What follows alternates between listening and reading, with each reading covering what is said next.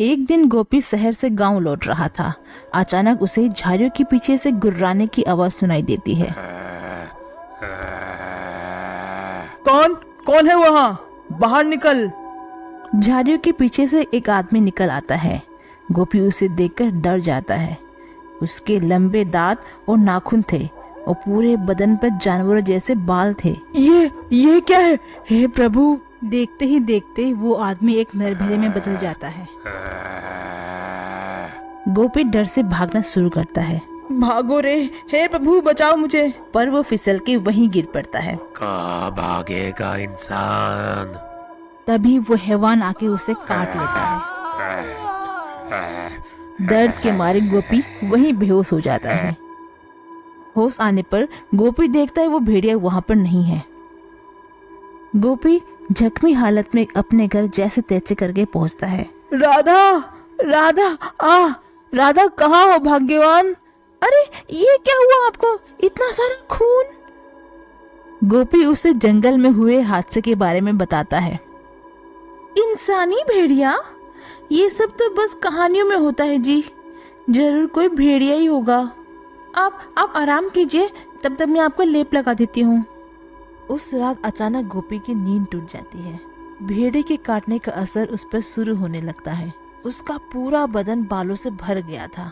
गोपी अपने घुटनों के बल बैठ जाता है और जानवरों जैसी आवाजें निकालने लगता है। वो अजीब सी आवाजें सुनकर राधा जाग जाती है। हे भोलेनाथ! ये क्या हो रहा है मुझे?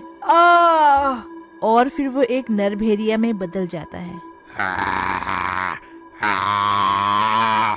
राधा भेड़िए को देखे डर के मारे चिल्लाने लगती है। गोपी, ये क्या हो गया आपको? लगता है उस हैवान के काटने का असर है। हे भगवान, अब मैं क्या करूं? मुझे तो कुछ समझ में नहीं आ रहा।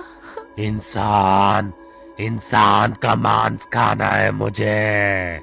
भेड़िया राधा की तरफ आने लगता है। गोपी मैं राधा, आपकी पत्नी। क्या आपको कुछ याद नहीं आ रहा? भेड़िया राधा का नाम सुनकर थोड़ी देर रुक जाता है। शोर शराबा सुनकर राधा का भाई बगल के घर से आ पहुंचता है। माता रानी, अभी कौन सी बला है? हे प्रभु! वो पास ही पड़े एक लाठी को उठाकर उसे भगाने की कोशिश करता है। भागो राधा भागो, मैं इस हैवान से लिपटता हूँ। पागल आदमी, तू मुझसे लड़ेगा। भेड़िया राधा के भाई को जख्मी कर देता है। घबराकर दोनों घर से बाहर भाग जाते हैं और दरवाजे को बाहर से बंद कर देते हैं। भेड़िया दरवाजे को खरोचने लगता है। दरवाजा न खुलने पर वो खिड़की पे आकर गुर्राता है। औरत, खोल इस दरवाजा को। इंसानों का खून पीना है मुझे, उनका मांस खाना है। तभी वहाँ गांव वाले आ जाते हैं। वो खिड़की पर नरभेड़िया को देखकर चौंक जाते हैं। राधा बहन, ये कैसा जानवर तुमने घर के अंदर पाल रखा है? ये जानवर नहीं ये तो गोपी है। आज शहर से लौटते वक्त एक नरभेड़े ने उन्हें काट लिया। अब ये भी एक नरभेड़िया बन चुके हैं। अब मैं क्या करूं? चिंता मत करो बहन, गांव के बाहर एक महामुनि का आश्रम है, उनके पास जाओ, वो जरूर तुम्हारी कोई मदद करेंगे। तब तक हम यहाँ पहरेदारी करेंगे। अरे भाई लोग, साथ में लाठी और मशाल रख लो, कहीं ये हैवान बाहर निकल गया तो हम सबको मार डालेगा। तुम लोग मुझे बस बाहर आने दो, एक एक को देख लूंगा मैं।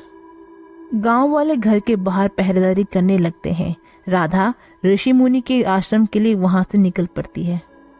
वहां पहुंचकर वो उन ऋषि मुनि को सारी बात बताती है। तुम्हारे पति को एक आदमखोर नरभेड़िए ने काटा है। ये श्रापित जीव होते हैं।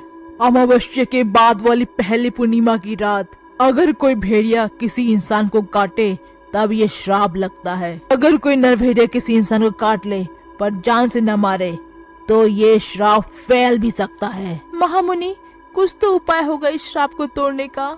मुझे वेदों में और ग्रंथों में इसका उपाय ढूंढना होगा बेटी। तब तक ये माला ले जाओ, इसे पहनने से उसका अंदर का जानवर शांत हो जाएगा।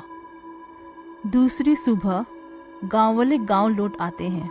अरे भाई पूरी रात कहाँ थे? वो लोग फिर बाकी गाँव वालों को नरभेड़िया के बारे में बताते हैं। तब उस हैवान को ठिकाने क्यों नहीं लगाया? पर वो हैवान तो असल में हमारे गोपी भाई है। अब वो बस एक नरभेड़िया है, अपना गोपी नहीं। बात तो आपने ठीक की है चाचा जी। उसने राधा के भाई का जो बुरा हाल किया है हमने खुद अपने आंखों से देखा है। दूसरे शाम राधा घर पहुंचकर देखती है कि गोपी फिर से इंसानी रूप में आ गया है। राधा, मुझे घर पे ऐसे बंद करके कहाँ चली गई थी तुम? क्या क्या आपको कुछ भी याद नहीं? कल रात एक नरभैया बन गए थे आप। हम दोनों को तो आपने मार ही डाला था। मुझे तो आपने बुरी तरह काट लिया। मैं आपके लिए महाऋषि से एक माला लाई हूँ, आप ठीक हो जाओगे। इससे पहले कि राधा वो माला गोपी को पहनाती, उसके घर गांव वाले आ पहुँचते हैं। गाँव वालों, यही है वो हैवान, मार डालो इसे वरना ये हम सबको मार डालेगा।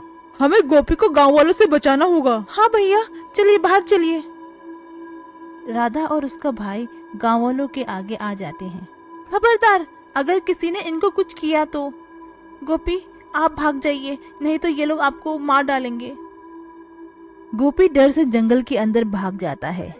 गांव वाले उसका पीछा करने लगते हैं। रात होने लगी थी। गोपी जंगल में काफी अंदर चला जाता है। भागते भागते वो झाड़ियों के पीछे छुप जाता है। कहाँ भाग गया रे वो भेड़िया? ढूंढो उसे, ढूंढो। तभी उन्हें गुर्राने की आवाज सुनाई देती है। झाड़ियों से नरभेड़िया निकल आता है।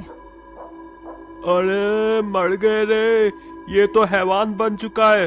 भागो भाई लोग, भागो। भेड़िया उनके पीछे दौड़ने लगता है और सारे गांव वाले भाग जाते हैं। कच्चा चबा जाऊंगा तुम लोगों को। अगली सुबह गोपी घर लौट आता है। आप ठीक तो हो ना?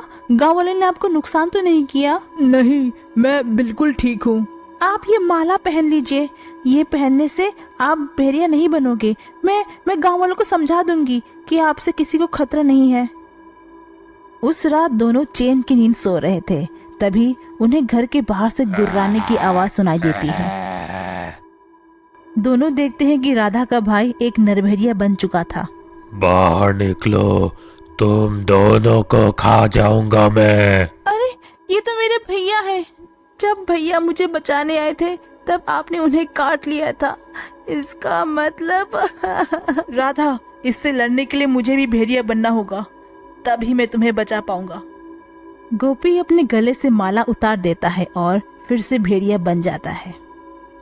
दोनों लड़ने लगते हैं।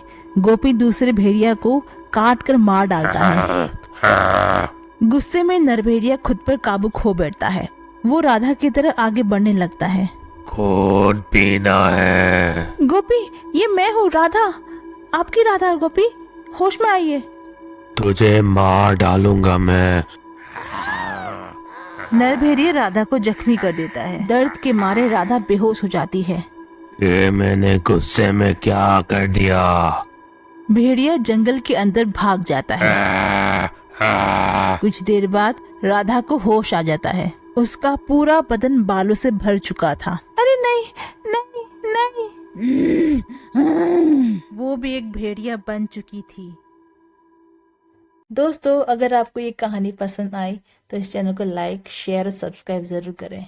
तब तक